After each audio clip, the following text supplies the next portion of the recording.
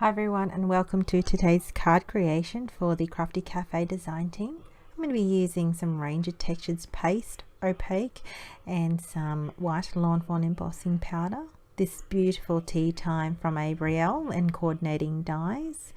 It can be used as a thanks. It's got some beautiful sentiments, some lovely add-ons to the cups to add some details. So this is going to be such a fun set to play with today. And you can see there's so many elements.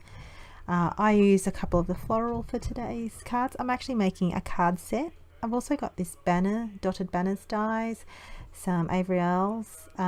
So I bring into view a lot of products, also some Distress Oxide inks, the new Abrielle watercolor ink, so much fun. And I do bring into view the VersaFine, which I don't end up using, and a clear embossing ink. This one's from Wow. Now I start off having some clean water, a very big flat brush, and the set of blues of the Abrielle colour wash. For this first one I actually use all three, but I end up just using one colour each background. So all I'm doing is I'm just wetting with clean water first the background, and I'm just doing a colour wash. I'm doing more an ombre, so I go heavier handed on the top and then I go lighter and watercolor it down with some clear water towards the bottom. I do that with all three actually, and I have a lot of fun doing this. Now I actually deepen the ombre by doing 2 layers of the color wash, and I heat set in between, so I dry each watercolor panel thoroughly, and then I add the next layer of ink, so working in the same sequence of the inks that I had done.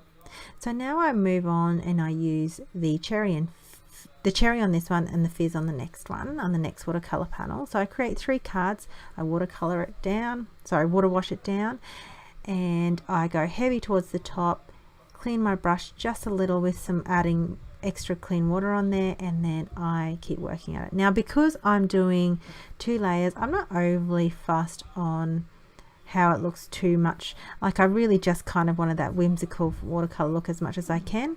These inks actually really blend well with watercolor cardstock and really just are great to layer for colors.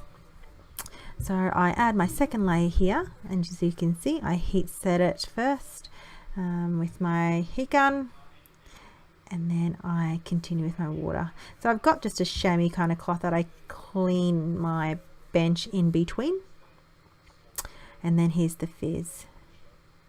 And overall I actually really like the colors and the vibrancy of these Abrielle watercolor inks. I highly recommend them. They're so much fun to play with. You can go as watercolor look as you want, or really use them for watercoloring, which I'll eventually do in another video, but I just wanted to create just an ombre look.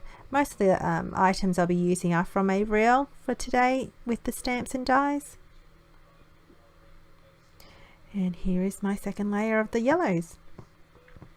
Now this was really easy to do.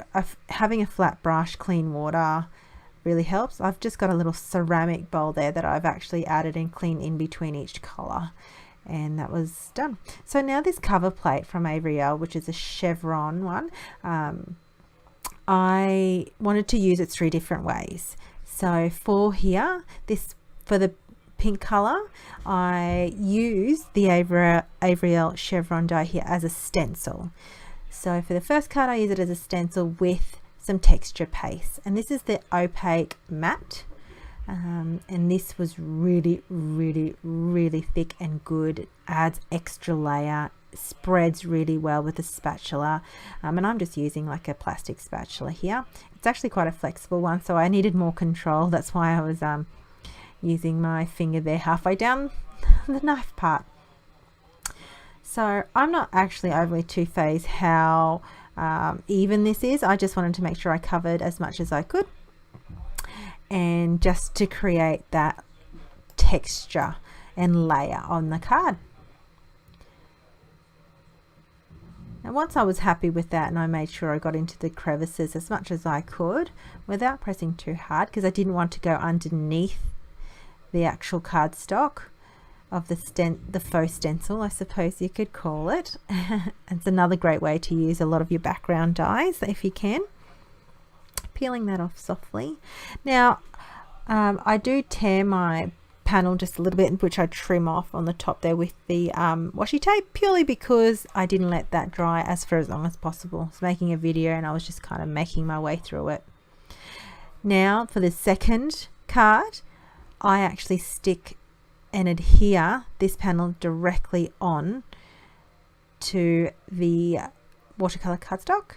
Here I'm going to use it as a stencil again for the third card, and I'm actually using Distress Oxide inks for this one, and ink, sorry, and I'm just using it as a stencil using my ink blending tool, and I go heavy towards the center and then lighter touch towards the outer part. And I peel this off carefully, and you can see the effect that it gives, and it's just another way of just using your cover other than just for the die itself. It makes a really great stencil, and I adhered this down now to coordinating colors of cardstock, which I then also foam mount to a white top folding card base, which is an A2 size. So this is me just adhering using Tombow Mono liquid adhesive. You can use any liquid adhesive, and just mounting this off to a cardstock, colored cardstock.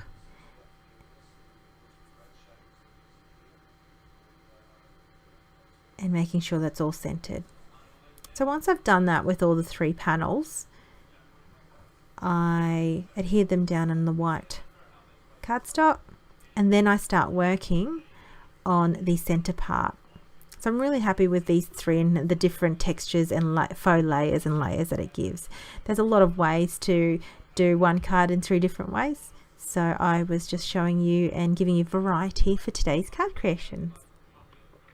So this stamp set, I thought I was actually going to use VersaFine, and then I realized, you know what, I really want to heat emboss it only, and so I bring in just a clear sticky ink and the Lawn Fawn white embossing powder. Now I stamp 4 of these. I ended up using 3, but I like to, when I heat emboss, I make an extra one all the time, either for another card or just in case I make a boo-boo.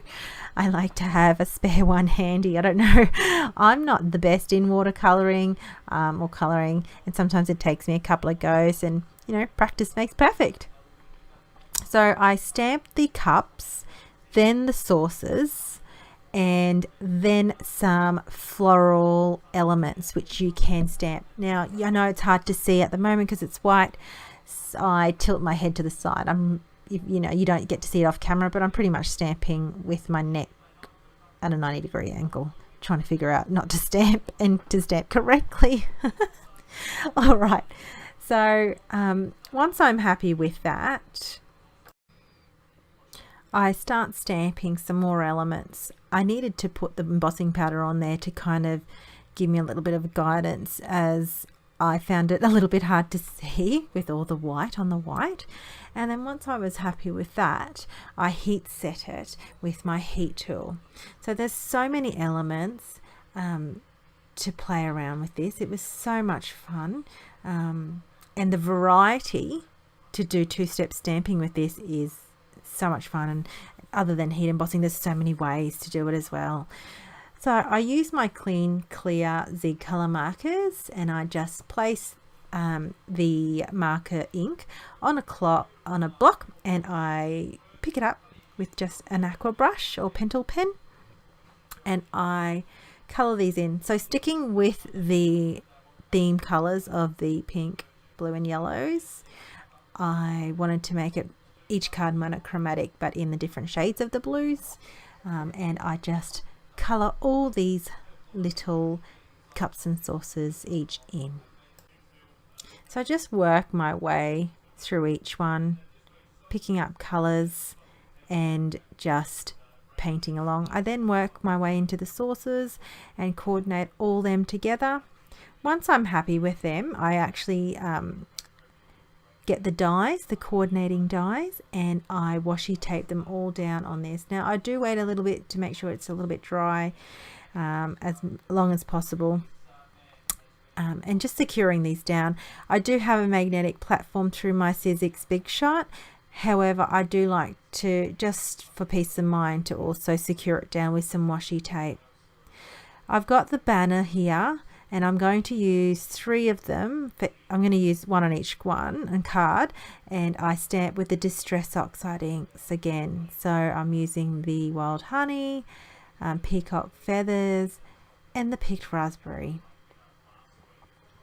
So I've got the Picked Raspberry here into view, and I adhered all those banners down with some foam mount tape. The same with the saucers. I adhered the cups and teas and saucers. I actually adhered the saucer directly down with liquid adhesive, and then I foam mount the cup just so it pops up and gives a little bit more dimension to the card. I really enjoy using a liquid adhesive. At the moment, I have been playing around with some tonic, and then my go-to is this Mono Tombow. I do use like Express It, some glossy accents. It depends on my mood and which is closest to my reach majority of the time. So I kind of just vary depending on the project, and have a lot of fun with my projects. So that's all the 3 cards. It was really simple, but different techniques, and I hope you like today's trios. So have fun with your card making, and I look forward to seeing your comments. Thanks for watching.